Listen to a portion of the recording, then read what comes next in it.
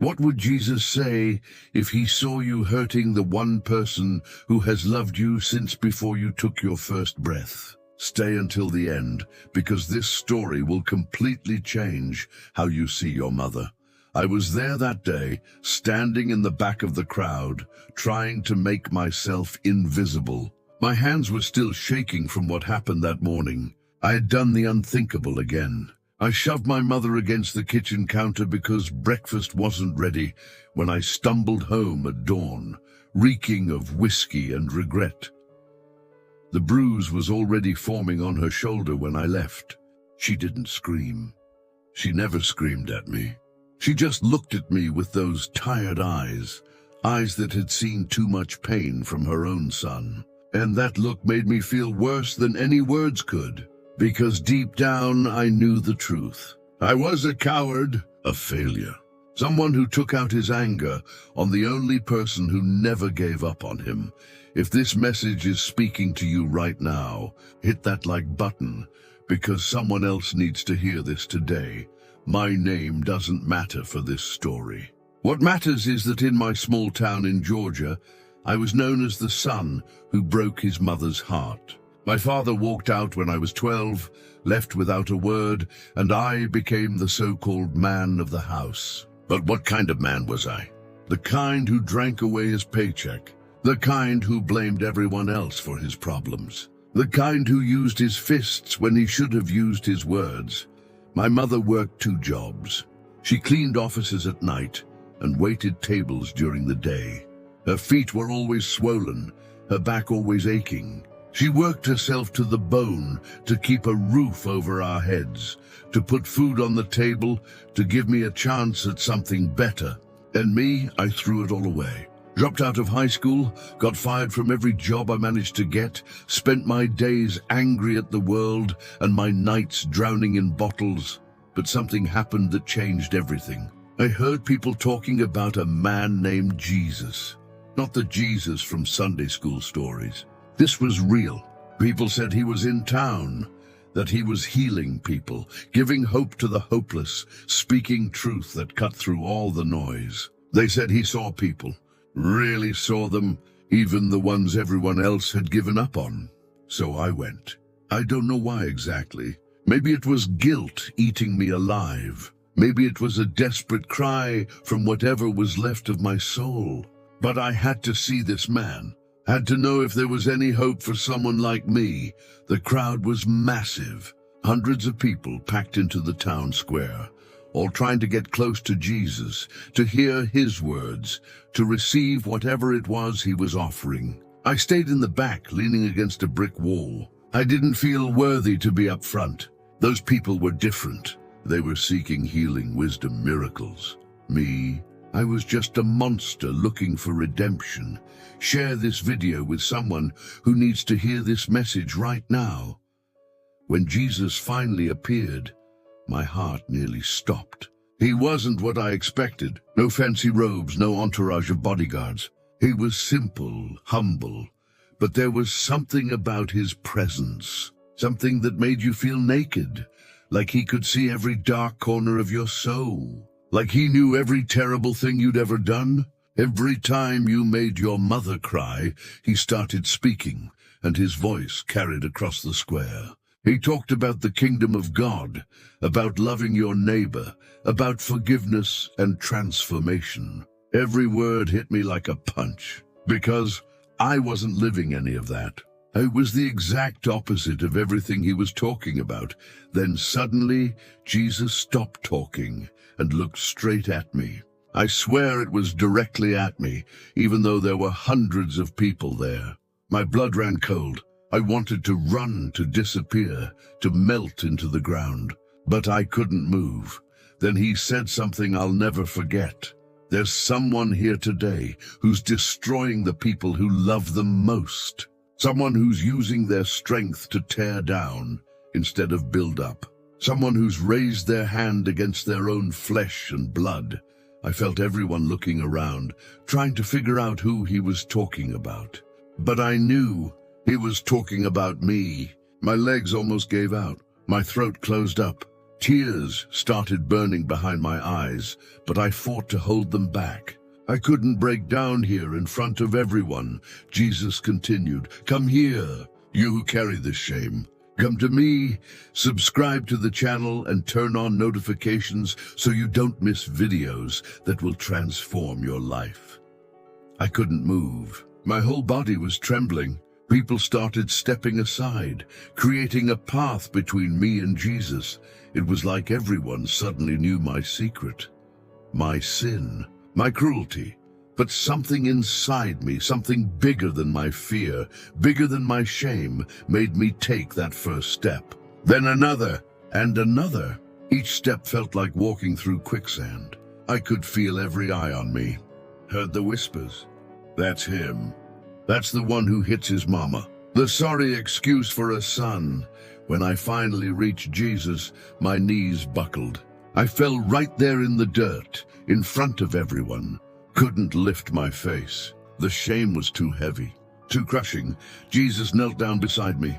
He put his hand on my shoulder, and I felt something I'd never experienced before. It was peace. In the middle of all that internal chaos, all that pain, there was peace in his touch. "Look at me," he said gently. "Lift your head." I forced my face upward. Tears were streaming down my cheeks now, no holding them back anymore. I expected to see anger in his eyes, expected judgment. But that's not what I saw. I saw compassion. I saw love. A love I didn't deserve, but that was there anyway, real and undeniable. "Why do you do it?" Jesus asked. It wasn't accusatory. It was genuine. He really wanted to know. I don't know, I managed to say between sobs. "I get so angry. I can't control it. She's always there, always reminding me of what a failure I've become." Drop a comment below telling how this story is touching your heart. Jesus shook his head slowly. "She's not reminding you of your failure. Your own conscience is doing that. And instead of facing yourself, instead of dealing with your own pain, you lash out at the person closest to you. You hurt the one who loves you most." His words cut deeper than any knife could, because it was true. All of it was true. I was destroying my mother because I couldn't face who I'd become. Couldn't deal with the choices I'd made. Couldn't look at the man in the mirror. "Where's your mother now?" Jesus asked. "At home," I answered weakly. "She's probably cooking or cleaning. She's always working. And you left her there, hurt and alone, to come find me?" There was something in his voice now. Not anger, but firmness, authority. I thought maybe you could help me, fix whatever's broken inside me. Jesus was quiet for a moment, just looking at me. Then he said, "Stand up. We're going to your house." My heart jumped into my throat. "You want to come to my house? But it's a mess. We don't have anything to offer you. We're not worthy." "That's exactly why I'm coming," Jesus interrupted. "Because that's where the people who need me most are." "Let's go." The crowd followed us. Some curious, others concerned. I walked beside Jesus, feeling the weight of every step. What would my mother think? What would she say when she saw all these people at our door? And Jesus, what was he going to do? When we got to my house, a small rental on the poor side of town, I pushed open the screen door. It was unlocked like always. My mother never locked it, even after everything I'd done. She said it was because she was always hoping I'd come home. We found her sitting in the old recliner, folding laundry. When she looked up and saw the crowd, saw Jesus, saw me, her eyes went wide. She quickly tried to stand, but her legs faltered. She'd hit the coffee table earlier when I shoved her. Jesus reached her before I could move. He helped her up carefully, holding her work-worn hands. Hands that once rocked me to sleep when I was a baby. Hands that fed me when I was hungry. Hands that I had hurt. Want more life-changing content? Hit that notification bell right now. "What's your name?" Jesus asked her gently. "Sarah," she replied, her voice shaking. "Sir, I apologize for the mess. If I'd known you were coming..." "There's nothing to apologize for, Sarah," Jesus said. "Your home is blessed. You are blessed. Then he looked at the bruise on her shoulder where my fingers had left their mark. He didn't say anything, but I saw the pain in his eyes. Jesus turned to me. Come here. Stand beside her. I obeyed, feeling like my body weighed 1,000 pounds. I stood next to my mother, unable to look at her. But Jesus put his hand under my chin and forced me to face her. Look at her, Jesus said. His voice was firm now, full of authority. Really look at her. See the lines around her eyes. Each one came from worrying about you. See her hands calloused and cracked. Each mark was earned trying to provide for you. See the gray in her hair. Each strand represents a night she stayed awake praying for you, crying for you, hoping you'd change. I looked, really looked for the first time in years, and what I saw broke me completely.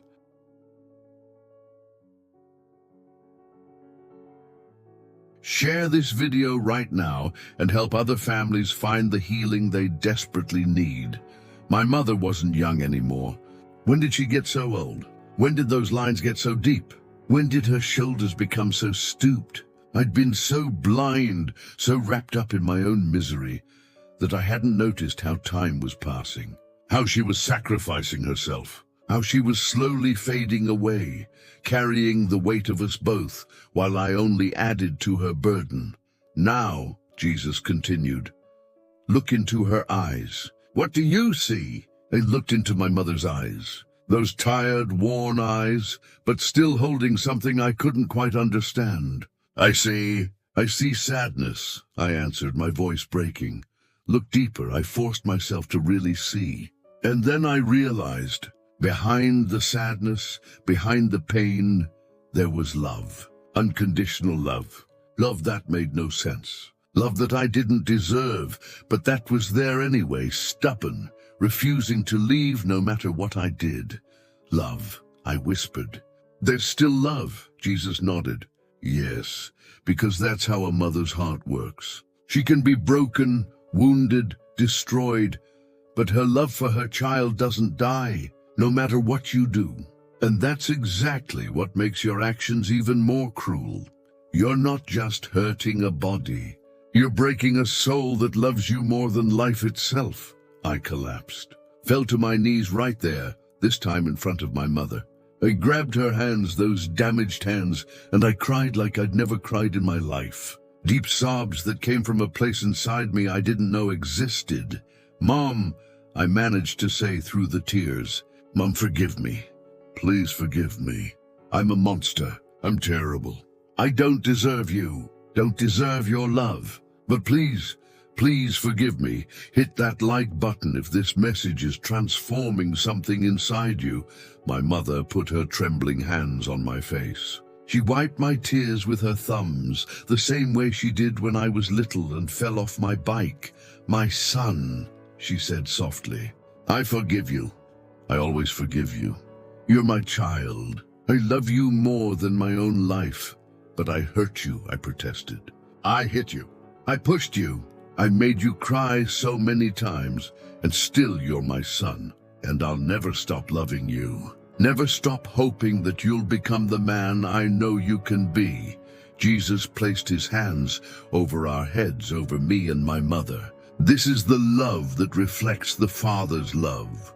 A love that forgives 70 times 7. A love that doesn't give up. A love that transforms. But this love can't be an excuse to keep hurting. True repentance leads to change. He looked directly into my eyes. Do you want to change? Really change? Or do you just want to feel better for a moment and then go back to your old ways? It was the question I needed to hear, because it's easy to cry, easy to ask for forgiveness. But to change, to really change, that required something more. It required commitment, a decision, real transformation. I want to change, I said, and this time there was certainty in my voice. I don't know how, but I want to. I need to. I can't keep being this man. I can't keep destroying the person who loves me most. Jesus smiled. It was a small smile, but full of hope. Then you've already taken the first step. Recognizing you're wrong. Having the humility to admit your weakness. Now comes the work. The daily work of choosing love over anger, choosing patience over violence, choosing to honor instead of destroy, he turned to the crowd that had gathered at our door and windows. Let this be a lesson to all of you. God's kingdom isn't just for the perfect. It's for the broken who want to be restored. It's for the lost who want to be found. It's for the violent who want to learn to love. Subscribe to the channel and be part of this community seeking real transformation. Then Jesus did something I'll never forget. He asked for water, took a clean cloth my mother had saved, and began to wash her hands. Those wounded hands, cracked and calloused. He washed each finger carefully, reverently, as if touching something sacred. These are holy hands, Jesus said as he worked. Hands that served with love. Hands that worked without rest. Hands that never raised to hurt, only to heal, feed, embrace. Sarah, you are a daughter of the Most High, and your son needs to learn to honor these hands, to honor you. Then he handed me the cloth. Now you, finish the work, and from this day forward, let your hands be used only to serve, to build, to honor the one who gave you life. I took the cloth with shaking hands and continued washing my mother's hands. Each movement was a silent prayer. Each touch was a request for forgiveness. When I finished, I held them for a long moment, feeling their warmth, feeling her life. I promise, I said, looking into her eyes. I promise I'll never raise my hand against you again. Never hurt you again. I'm going to work. I'm going to take care of you like you took care of me. I'm going to spend the rest of my life trying to make up for the pain I've caused. My mother cried, but this time they were tears of joy. She pulled me into a hug, and I hugged her back, feeling how small and fragile she was in my arms. How had I been so blind? How had I used my strength to hurt instead of protect? Leave a comment telling what this story meant to you and share it with someone who needs to hear this message. Jesus stayed with us for a few hours that day.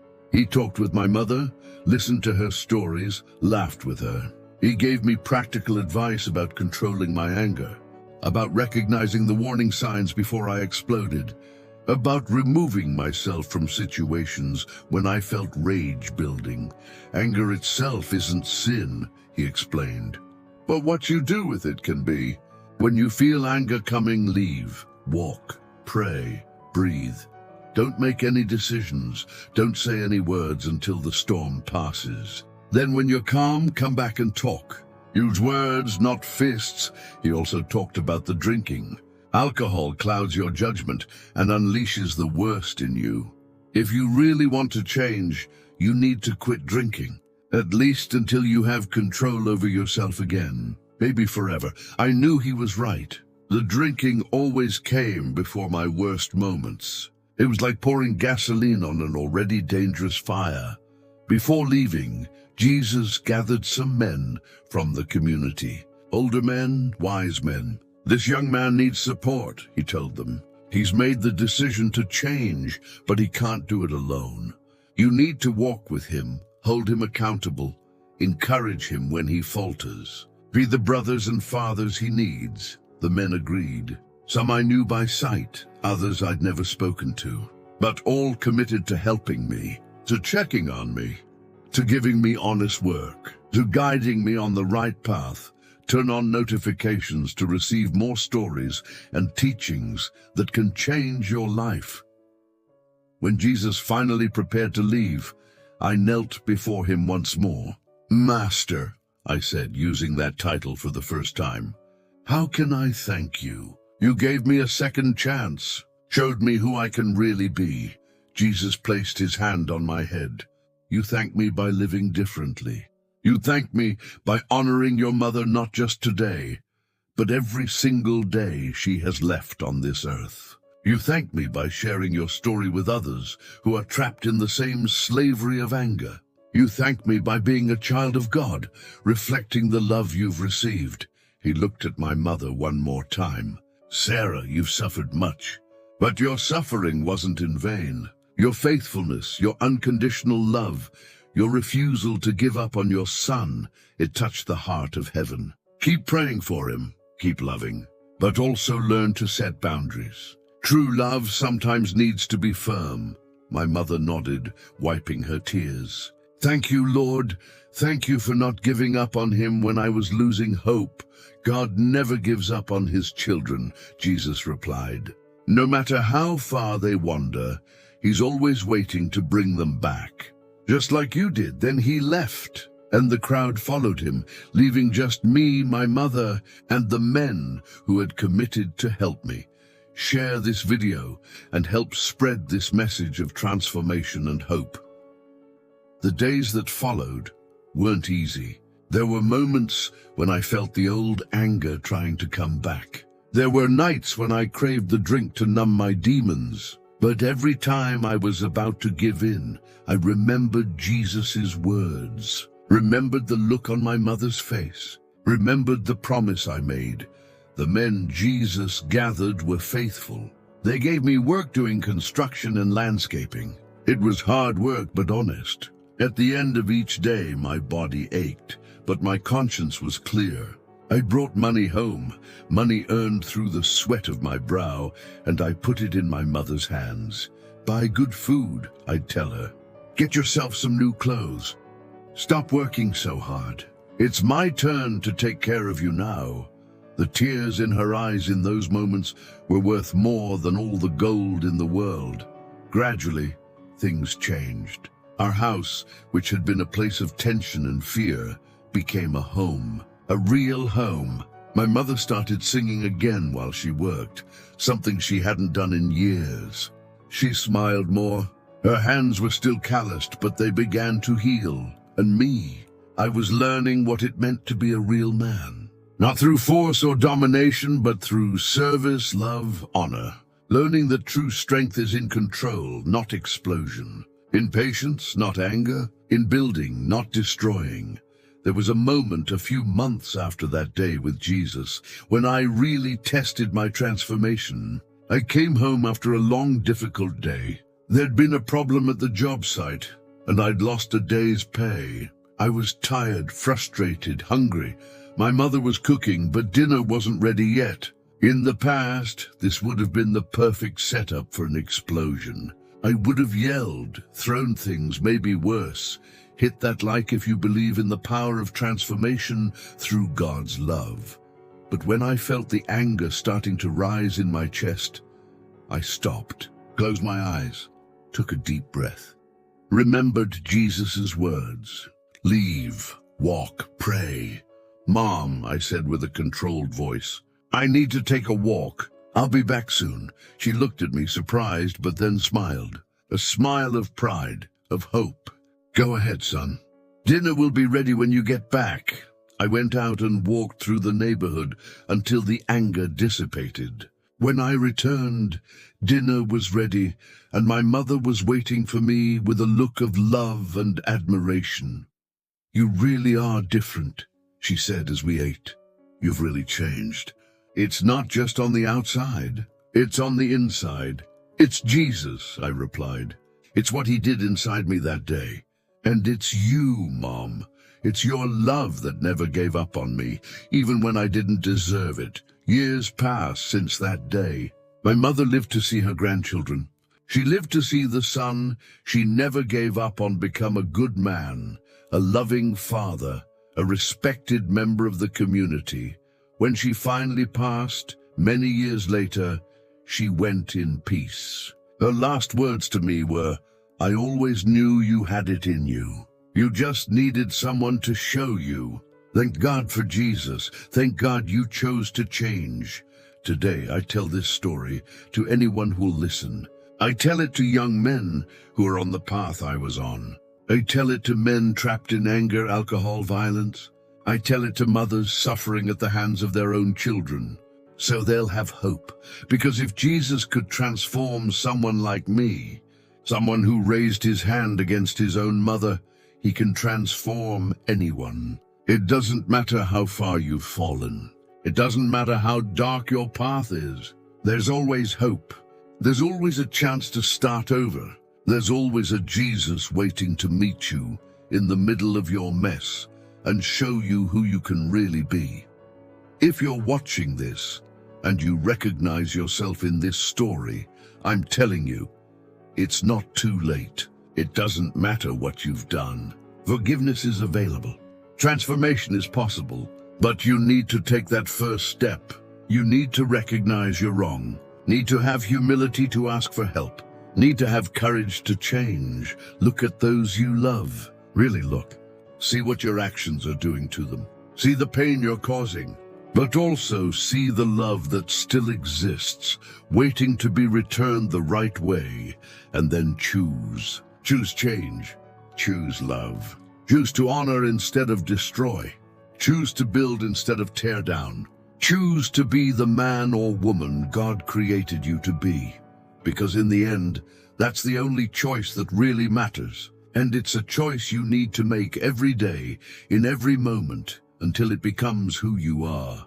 Subscribe to the channel, turn on notifications, and share this message. Together, we can bring hope and transformation to thousands of families who need to hear that change is possible through Christ's love.